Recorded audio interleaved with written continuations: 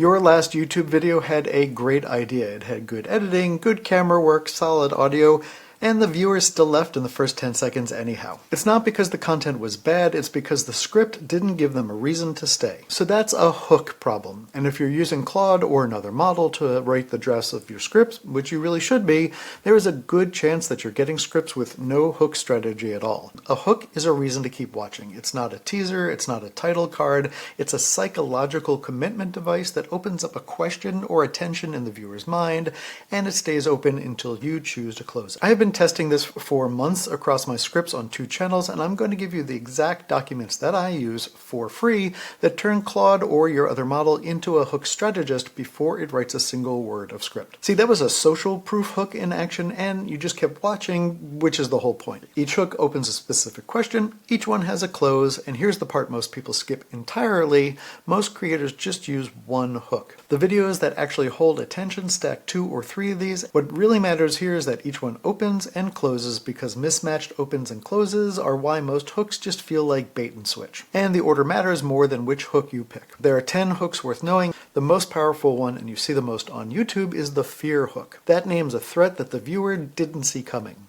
It opens with "your hard drive is failing right now and you don't know it," and closes with something like "that warning sign you just learned how to spot. Go and check for that tonight." The next most important one is the curiosity gap. That dangles information you've promised to hand over later.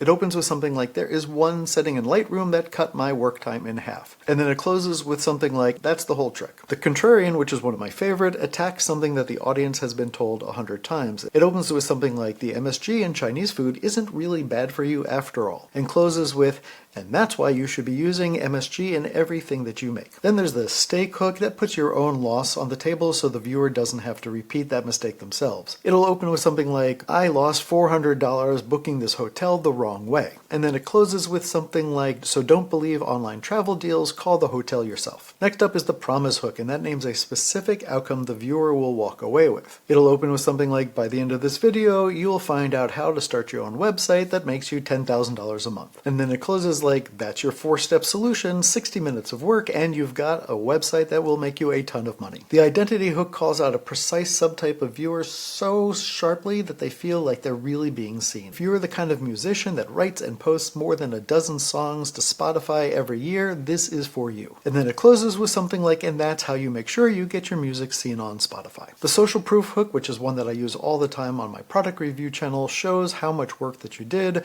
so the viewer doesn't have to do the work themselves. I've tested every robot lawnmower on the market, and it closes with something like Ecovacs, Mova, and Yard Care in that order. Skip all the others. The story hook drops you mid-scene with tension already running. It opens with "at 2 o'clock in the morning, I realized I deleted my entire client shoot." And then it closes with something like "you need to back up every single one of your cards before you leave the venue." Next is the demo or spectacle hook. It shows the finished thing before anyone knows how it was made. It opens up with something like "this entire animation took 11 minutes," and it closes with 3 prompts, 11 minutes, now it's your turn. Then there's the authority challenge. It cashes in on credentials to call out bad information in your space. I watched every video that tells you how to do all of your video editing in Claude, and it is missing a very simple point. And it'll close with something like "and these are the off-the-shelf tools that will do it better and not require you to spend hours setting it up." That sequencing is what separates a video that holds attention from one that just has content in it, and that is what I'm going to show you and give you in the system down below. So I said that was easy to install. Let me show you how easy that is. So once you click on projects, you just click on new project over here, and then you name your project. All you have to do is grab this file here, script hook uses, give to Claude, and just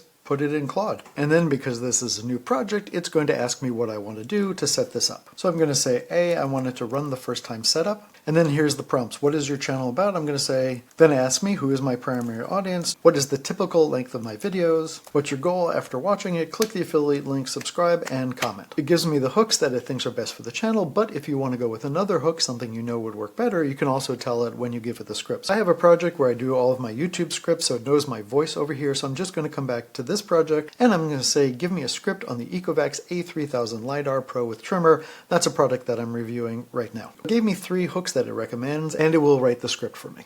And then Claude gave me back a script, and it shows me at the very beginning what kind of hooks I'm going to use, and it tells me where they're going to be in the script. And to make it easier to see the hook opens and closes, I had it make these styled so you could see these. I will be including this with the downloadable information as well, so you can see what a script that's got the hooks looks like. Now you have a repeatable, automated system where Claude proposes the hook architecture before it writes a single word, and then you approve it before anything gets drafted. The month that I've spent testing the system pays off here. Every script you write from now on opens with a strategy and not a guess. If you're the kind of person who really likes practical AI workflow tips like this, click the like and subscribe button so this can be seen by a lot more people who are just like you. So the reason that viewers were leaving in those first 10 seconds wasn't your content, it was the script that gave them nothing to wait for. Now you have a system that fixes that at the very beginning before the very first word gets written. That retention cliff at 8 seconds, that should be gone. If you've been writing scripts without a hook strategy and your retention is showing it, drop a comment below. I would love to hear what you've tried. And if you've already been using hooks, tell me which ones are working for you. If you try this system, come back and let me know what worked for you and what didn't, because I can always update the document that is part of the system so everybody gets the most recent, most valuable tool. If you want to know more about using Claude to streamline your creative workflow, I have a playlist here with more videos on exactly that. This is Agent Baltic, I'm David, and remember, if you can type it, you can do it.